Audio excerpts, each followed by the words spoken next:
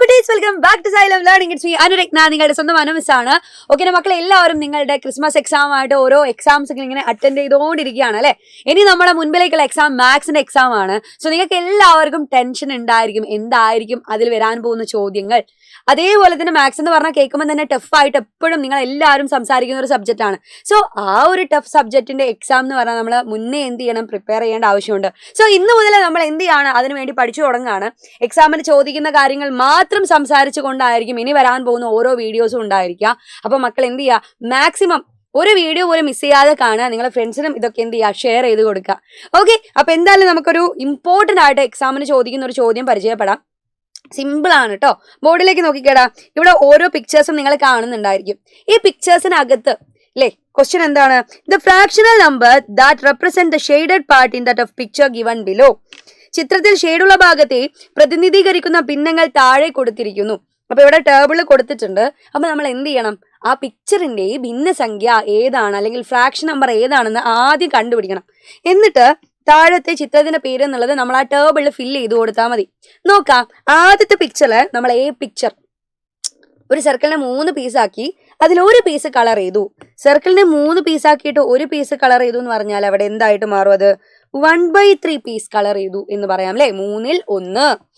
ഇനി അടുത്ത് നോക്കിക്കേ, ഒരു ഫിഗറിനെ നമ്മൾ 8 പീസാക്കി 8 എണ്ണത്തിൽ 5 എണ്ണം കളർ ചെയ്തു. 8 എണ്ണത്തിൽ 5 എണ്ണം എന്ന് പറഞ്ഞാൽ 5/8 ഭാഗം കളർ ചെയ്തു. അടുത്ത സി ഫിഗർ 2 പീസാക്കിയതിൽ ഒരാൾ, 2 എണ്ണത്തിൽ ഒരാൾ എന്ന് പറഞ്ഞാൽ 1/2 ആണ് അല്ലെ, 1/2. നെക്സ്റ്റ് ഫിഗറിലോ 4 പീസാക്കി അതിൽ 3 എണ്ണം. അപ്പൊ നമുക്ക് എങ്ങനെ പറയാം? 3/4 എന്ന് പറയാം. സോ ഓരോ ഫിഗറിന്റെയും നമ്മൾ എന്ത് കണ്ടുപിടിച്ചു? ഫ്രാക്ഷൻ നമ്പർ കണ്ടുപിടിച്ചിട്ടുണ്ട്, ഭിന്നസംഖ്യ കണ്ടുപിടിച്ചു. ഇനി എന്റെ മക്കൾ എന്ത് ചെയ്യണം, ഇത് നമ്മളെ ടേബിളിലേക്ക് ഫില്ല് ചെയ്ത് കൊടുത്താൽ മതി, വേറൊന്നും വേണ്ട. സോ ഇതിൽ നോക്കിക്കേ, 5/8 വരുന്നത് നമ്മളെ ഫിഗറിൽ ആരാണ്? ബി എന്ന് പറയുന്ന ഫിഗറാണ്, ബി. നെക്സ്റ്റ് 1/2 വരുന്നത് ആരാണ്? സി അല്ലേടാ, സി. 1/3 വരുന്നത് എ എന്നുള്ള ഫിഗറാണ്. സോ ഞാനത് എഴുതി, എ. ദെൻ ഏറ്റവും ലാസ്റ്റ് ഡി ആണ് 3/4 വരുന്നത്. നമ്മൾ ടേബിൾ ഫില്ല് ചെയ്തു. ദെൻ നമുക്ക് ഒരു ചോദ്യം കൂടെ ഉണ്ട്. Draw A square and shade 1/8 part of it. ഒരു ചതുരം വരച്ചിട്ട് അതിൽ 1/8 ഭാഗം ഷെയ്ഡ് ചെയ്യുക. എപ്പോഴും ചോദിക്കുന്ന ഒരു ചോദ്യമാണ്. അപ്പൊ മക്കൾ എന്ത് ചെയ്യണം, ചതുരം ആദ്യം എന്ത് ചെയ്യുക, വരയ്ക്കുക. നിങ്ങൾക്ക് എല്ലാവർക്കും അറിയുന്ന പോലെ തന്നെ ഇഷ്ടപ്പെട്ട ഒരു ചതുരം വരച്ചാൽ മതി. ഓക്കെ, അപ്പോൾ സമചതുരം വരയ്ക്കുകയാണെങ്കിൽ കുറച്ചുകൂടെ എളുപ്പമായിരിക്കും. സോ ഇതിന് നമ്മൾ എന്ത് ചെയ്യണം, കൃത്യമായിട്ട് വരച്ചു കഴിഞ്ഞാൽ, സമചതുരം വരച്ചു കഴിഞ്ഞാൽ 8 ഭാഗമാക്കാൻ വളരെ സിമ്പിൾ ആയിരിക്കും. 8 പീസ് ആക്കിയിട്ട് മാറ്റണമേ.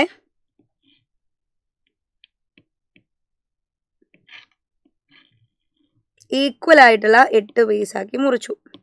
കണ്ടോ, 8 പീസായാലും ഒരു ചതുരത്തിന് ഞാൻ 8 പീസാക്കി. 1 2 3 4 5 6 7 8. ഇതില് 1/8 പാർട്ട് കളർ ചെയ്യാനാണ് പറഞ്ഞത്, 1/8. സോ 1/8 ഭാഗം കളർ ചെയ്യാൻ പറഞ്ഞു കഴിഞ്ഞാൽ നിങ്ങൾക്ക് സിമ്പിൾ ആയിട്ട് ഇത് കളർ ചെയ്യാം അല്ലെ. 1/8 എന്ന് പറഞ്ഞാൽ 8 എണ്ണത്തിൽ ഒരു പീസാണ്. സോ ഒരു പീസ് എനിക്ക് എന്ത് ചെയ്യാം, ഇതിൽ കളർ ചെയ്ത് കൊടുക്കാം. ഇത് കൃത്യമായിട്ട് ഞാൻ കളർ ചെയ്തിട്ടില്ല. പിന്നെ മക്കള് കൃത്യമായിട്ട് എന്ത് ചെയ്യുക, അവിടെ കളർ ചെയ്ത് കൊടുക്കുക കേട്ടോ. സോ ഇതുപോലെ 1/8 തന്നെ ആവണമെന്നില്ല. നിങ്ങളോട് ഏതെങ്കിലും ഒരു ഫിഗർ വരച്ചിട്ട് ഇതുപോലെ ഭാഗങ്ങളാക്കി മുറിക്കാൻ പറയും. എന്നിട്ട് ഏതെങ്കിലും ഒരു ഫ്രാക്ഷൻ നമ്പർ അല്ലെ തരും, അത് ഷെയ്ഡ് ചെയ്യാനും പറയും. സോ ഇത്തരത്തിലുള്ള ക്വസ്റ്റ്യൻ എപ്പോഴും റിപ്പീറ്റ് ചെയ്ത് ചോദിക്കുന്ന ചോദ്യമാണ്. അപ്പൊ ഇതുപോലെയുള്ള ഒരുപാട് ക്വസ്റ്റ്യൻസുകളുമായിട്ട് ഞങ്ങൾ എല്ലാവരും നിങ്ങളെ കാണാൻ വേണ്ടി വരുന്നതായിരിക്കും. അപ്പൊ ഇനി വരാൻ പോകുന്ന നമ്മുടെ മാരത്തോൺ അല്ലെ, മിനി മാരത്തോൺ ആയാലും മെഗാ മാരത്തോൺ ആയാലും എല്ലാ മാരത്തോൺ നിങ്ങൾ അറ്റൻഡ് ചെയ്യണം. അതിലുള്ള ഓരോ ക്വസ്റ്റ്യൻസുകളും നിങ്ങൾ വർക്ക്ഔട്ട് ചെയ്ത് നോക്കണം, പ്രാക്ടീസ് ചെയ്യണം, എഴുതി തന്നെ പഠിക്കണം. ഓക്കെ, അപ്പൊ എന്തായാലും നമ്മൾ എക്സാം ഒക്കെ എന്തായിരിക്കും, സിമ്പിൾ ആയിട്ട് മാറുകടാ. നിങ്ങൾക്ക് എല്ലാവർക്കും എന്തായിരിക്കും, ടെൻഷൻ ഫ്രീ ആയിട്ട് തന്നെ എക്സാം എഴുതാൻ പോകാനും പറ്റും. സോ താഴെ കാണുന്ന സ്ക്രോളും നിന്റെ മക്കളെ ശ്രദ്ധിക്കുക. നമ്മുടെ എൻഡ് ഗെയിം ബാച്ചിനെ കുറിച്ച് നിങ്ങൾ ഒരുപാട് പേര് കേട്ടിട്ടുണ്ടായിരിക്കും അല്ലെ. അപ്പൊ എൻഡ് ഗെയിം ബാച്ച് സ്റ്റാർട്ട് ചെയ്യാൻ വേണ്ടി പോവാണ്. ഇതുപോലെ എക്സാമിന് ബുദ്ധിമുട്ടുന്ന എല്ലാവർക്കും റിവിഷൻ ക്ലാസ്സുകൾ അത്യാവശ്യമുള്ള കാര്യമാണ്. സോ ആദ്യത്തെ ചാപ്റ്റർ മുതൽ ഇപ്പം ഏറ്റവും എൻഡിൽ വരെയുള്ള ചാപ്റ്ററിന്റെ റിവിഷൻ ക്ലാസ്സുകൾ എൻഡ് ഗെയിം ബാച്ചിൽ പ്രൊവൈഡ് ചെയ്യുന്നതായിരിക്കും. അപ്പൊ എന്റെ മക്കൾ എന്ത് ചെയ്യുക, അതിൽ ജോയിൻ ചെയ്യാൻ മറക്കണ്ട. താഴെ കാണുന്ന നമ്പറിൽ ഒന്ന് കോൺടാക്ട് ചെയ്യുക. നിങ്ങളുടെ ഫ്രണ്ട്സിനൊക്കെ ഒന്ന് ഷെയർ ചെയ്ത് കൊടുക്കുക.